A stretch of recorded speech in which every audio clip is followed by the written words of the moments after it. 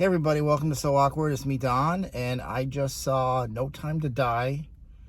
I'm sitting here in my car outside the theater in Edina, Minnesota, which is it's the first movie I've seen in almost 2 years. I don't remember the last movie I saw, but I figured I would come out of my bunker and brave the movies again. Finally, I didn't see it. I think this movie came out last Friday, so it came out last week. So I gave it some time. I normally when I see a movie, it's like a military operation. Like, I got the guy in my ear, like, all right, go. And, I plan ahead and I buy tickets like days in advance. This time I waited literally till like 20 minutes before I went to the theater, just so I could see because, you reserve the seat. It's really weird now because I'm filming on my iPhone.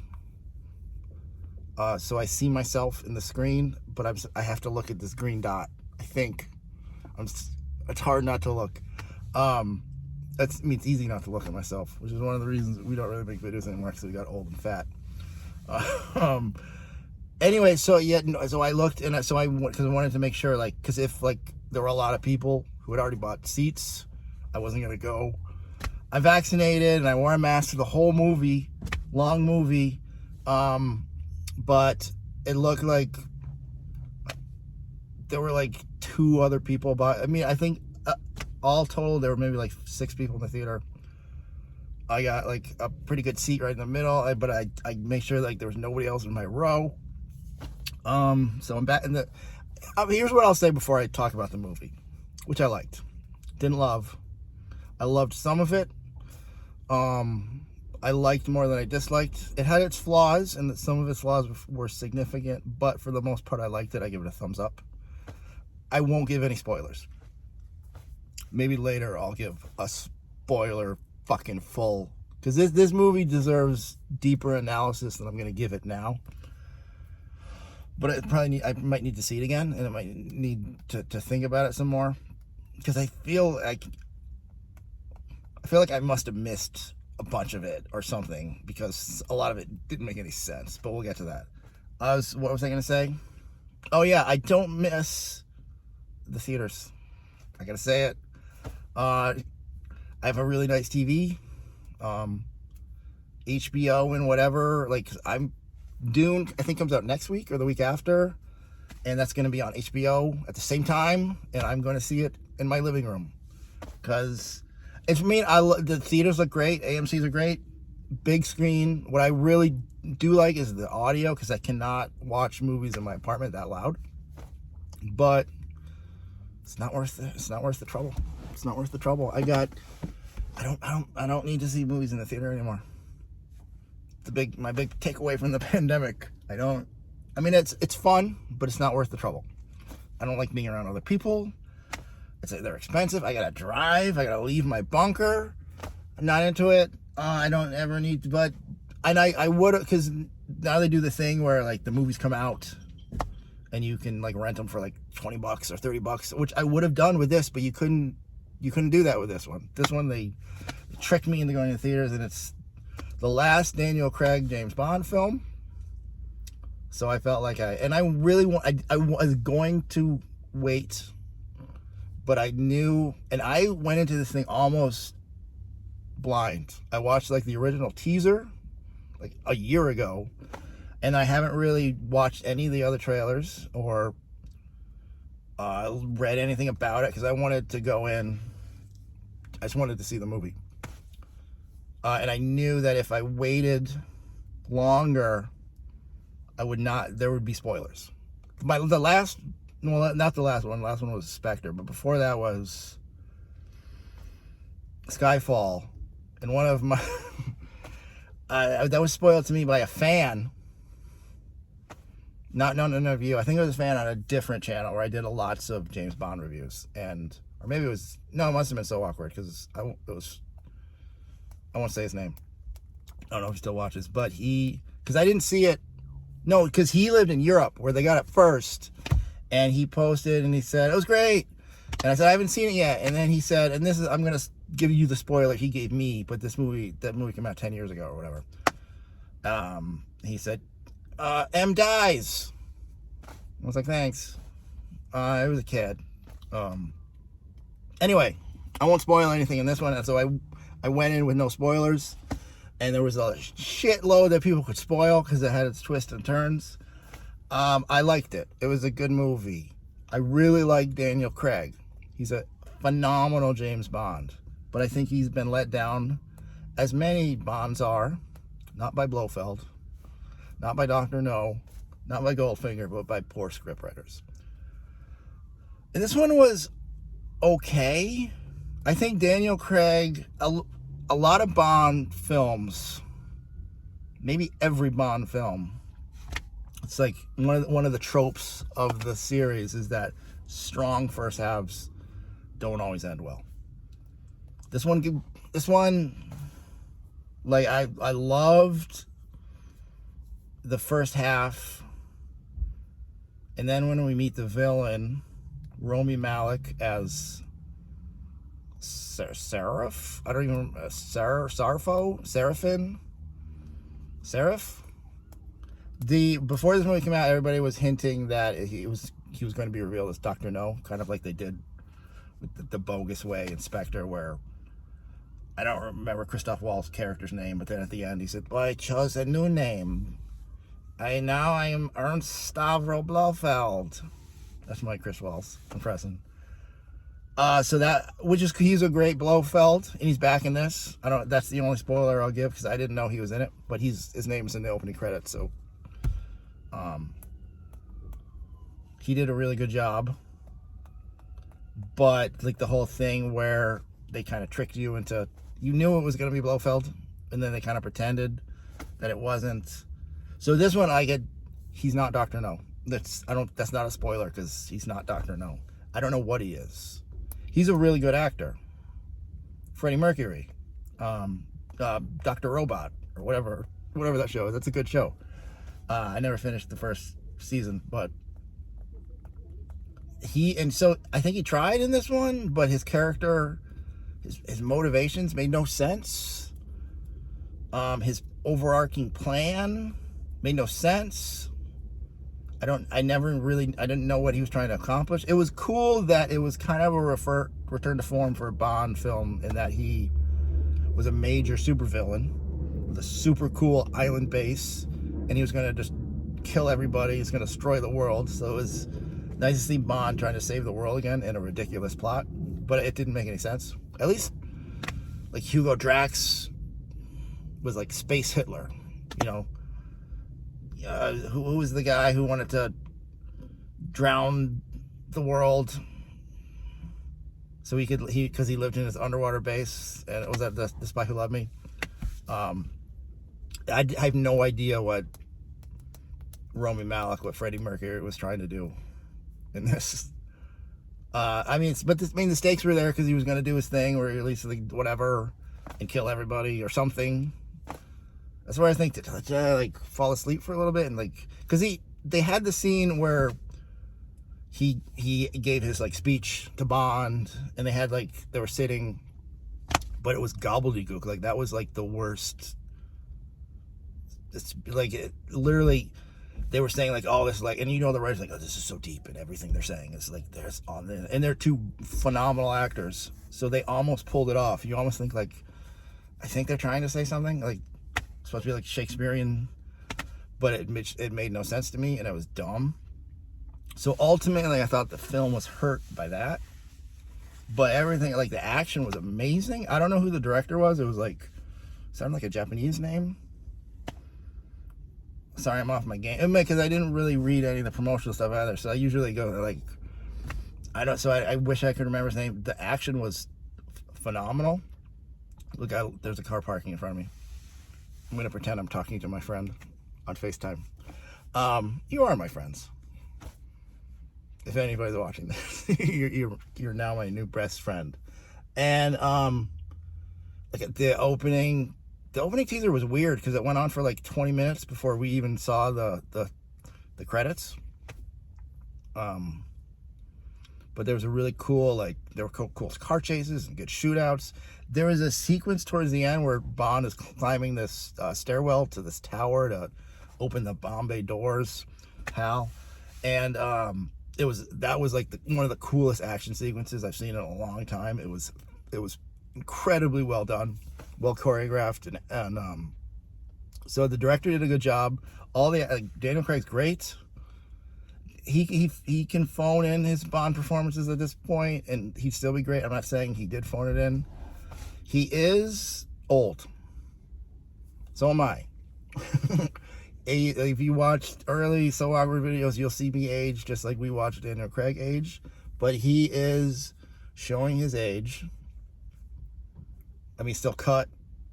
He's still, awesome. I'm not saying he's too old to be playing James Bond. He's too old to be playing the romantic interest of the woman who he's supposed to be in love with in this. And I believe she must have been in Spectre. I was going to rewatch Spectre before I went into this, but I just didn't care enough. Not that I didn't care enough about Bond, but Spectre, I've tried rewatching it, and it's just that's just a long, boring movie. That one is just eye for me, dog. But yeah, so his girlfriend in this is so young, and just he looks older in this than Roger Moore looked in A View to a Kill. The relationship that Daniel Craig had with, I wish I knew the actress's name. It was something like French sounding that I wouldn't be able to pronounce anyway. They looked weirder and creepier together than Roger Moore did with Tanya Roberts or whoever the hell was in his last movie, where he was like 70. He looked younger, but he never took his shirt off. I think like Craig is still ripped. It's just his face. He just looks old, but I mean he still did a really good job. Jeffrey Wright was back as Felix Leiter. Arguably, I'm still going to go with Jack Lord as the greatest Felix Leiter. Maybe even David Hayter, because he did 2. And he got eaten by a shark. But Jeffrey Wright is great as Felix Leiter. Good to see Rory Kinnear back as he's inarguably the best Bill Tanner in the series. And if you're not a Bond fan, you don't even know who the fuck Bill Tanner is, but he's a great character. Ben Whishaw, is that his name? Is back as Q, who I don't love, but he did okay in this, and he is officially gay. I mean, it was hinted. They didn't come out, but he's gay. If you don't like SJW stuff or whatever, or if you're the kind of Bond needs to be a man, he has to be a white man. Like, I don't give a fuck. Cast whoever you want in the next Bond film, I'll see it as long as it's a good movie. But yeah, so we've got a gay guy. They got a black woman as 007. Natasha, I want to say Natasha Lyonne, but that's a white woman who I haven't seen in a little while. But I really liked her performance. She was great as the double, because I won't spoil anything, but Bond retired or something, so she was the new 007 temporarily. And she was good. I would watch a movie with her because she was just make a spin-off of movies about her, because the actress was really good. I don't know if I've seen her before, but she's lovely, and she did really well in the action sequences. She had some good one-liners. She had the title line. I won't spoil that, but she said it. There was another Bond girl. She called them Bond women now, but I don't know that actress either. But she was in it very briefly in like the Cuba sequence, but she stole the whole movie. She was super funny, and her action sequences were great. The Cuba section was really good. It was all really good until like the ending, and because I didn't like Rami Malek. I love the actor, Freddie Mercury, but his whole thing just didn't work for me. It didn't work for me. I don't know. But then the very end, because like it ends with this sequence that's really good, and I think they gave Daniel Craig a really good send off. I wish like the villain had been great. Like I wish it had been Christoph Waltz or something. But yeah, other than that, I liked it. I didn't like Bond's creepy relationship with his 20-year-old girlfriend, and I didn't like the villain, and I didn't understand his plot, and I think that could have been fleshed out more, and it could have been the whole Craig series has been strange because they've started with like Quantum, and I actually liked Quantum of Solace. I'm the only person who likes Quantum of Solace, and then once they got the rights to use Blofeld and Spectre again, which I won't go into, that's a whole. Email me if you want me to go into the whole Kevin McQuarrie, I think that's his name. Ian Fleming was gonna write. I won't even go into it. But anyway, they lost the rights to use Spectre and Blofeld in the movies, blah, blah, blah. But then they got it back. So then they were like, oh, it's not Quantum, was Spectre all along. And that kind of just like, I don't know, it just got so freaking muddled. And once they got muddled, then they never quite recovered. And just, that's why Spectre was almost an attempt to like explain how Quantum, which wasn't that good of a group to begin with, it was watered down Spectre, turned it, none of it. If you were confused by Quantum of Solace and Spectre, you'll be confused by this one. Me too. But I would say Casino Royale is still the high watermark for Daniel Craig, his best film. I actually like Quantum of Solace. I think it's the best pure action film. Everybody likes Skyfall. I need to give it another rewatch. It's a good film. It's probably the most internally consistent film. It's got like a beginning, a middle, and an end. I didn't like the villain in that one either, but at least his story made sense. It was cliched and felt ripped off from the Dark Knight, but at least it made sense and it was easy to follow, and it was dumb, but at least it was dumb consistently. I remember nothing from Spectre, and this one, after Casino Royale, this was probably the best Craig film. I think. I mean, he's up there. I mean, if you want to call him the best Bond ever, I won't argue. If you want to call anybody the best Bond ever, I won't argue, because I think as Bond fans, we've been very lucky that all the actors have been great. They just haven't all been given good stories or good films. I love Pierce Brosnan, but all of his films are terrible. I like GoldenEye, that's about it. All of his other films are almost unwatchable.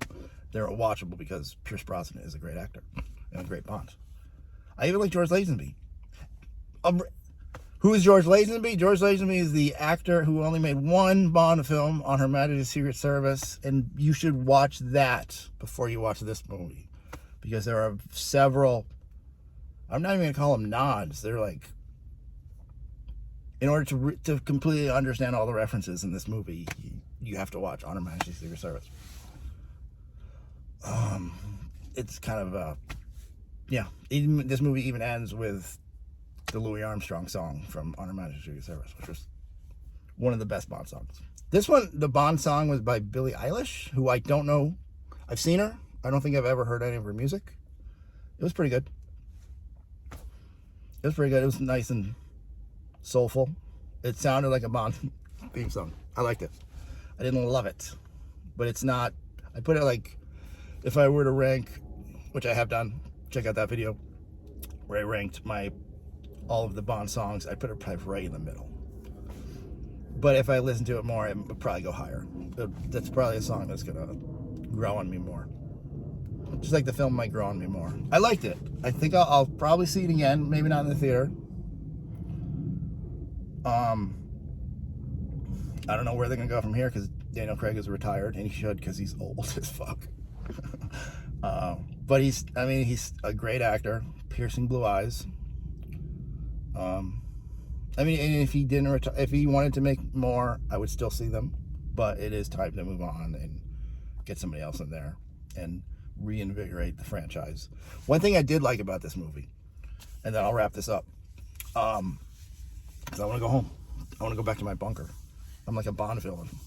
One thing I did like about this is Bond was like a spy again. There was like spy shit. It's been so long since Bond has done spy shit. And like actually where M gives him an assignment and he goes and finds the villain and kills him and does like a Bond plot. It's like this was a Bond film. This was a Bond plot. It wasn't a perfect Bond film, but it was a Bond film. It wasn't, oh, the enemy is MI6. Like, I'm so sick of that. This one, there's a little bit of that, but for the most part, it was, you know, it felt like a real Bond. Bond even had a meeting in M's office, and they brought the doors back, the M door. You know what I'm talking about? There was a scene where there's a picture, there was a portrait of Judi Dench and a portrait. I don't know if it was Bernard Lee or Robert Brown. I think it may have been Robert Brown, which would be an odd choice. But they both look. The painting made it. I think it was Robert Brown, but I'd have to see it again. Anyway, if you're a Bond fan, obviously check it out. If you are interested, I think this could be a good. Even though the plot will be incomprehensible if you haven't already seen the previous Daniel Craig films and the one George Lazenby film, I still think this might be a pretty decent jumping on point because the cast was so good, and they've got, you know, there's something for the ladies, there's something for the gay guys, there's something for the black people. I give it sure. It was pretty good. Thanks for watching, everybody, and hope I can get home without anybody else breathing on me. Thanks for watching. Bye.